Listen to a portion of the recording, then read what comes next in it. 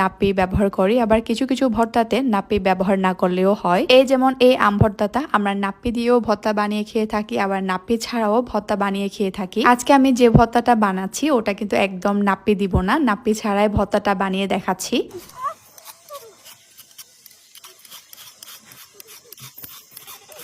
এখন আম কুটা শেষ, মা বলেছে লবণ দিয়ে একটু হালকা মেখে নিতে। এই গাছে আম অনেক টক হয়, সাথে আমরা আজকে নাপ্পিও ব্যবহার করছি না। মাখা শেষ করে অল্প পানি দিয়ে আবার ভালো করে ধুয়ে নিচ্ছি, যেহেতু আমি এটা লবণ দিয়ে মেখেছিলাম। এই আমার সবকিছু করার দান। মাকে বলতেছিলাম, মা আম এত কম হলো কেন? আমার মতে ভর্তা মানে তৃপ্তি মিটিয়ে খেতে হবে। একটু আগে দলে রাখা মরিচটা এখানে ব্যবহার করে ফেলেছি, সাথে চিনি দিলাম আর পরিমাণ মতো লবণ, মরিচের গুঁড়া, সব শেষে হালকা একটু পাকা তেঁতুল এড করে নিলাম। এখন মাখার পালা। সবকিছু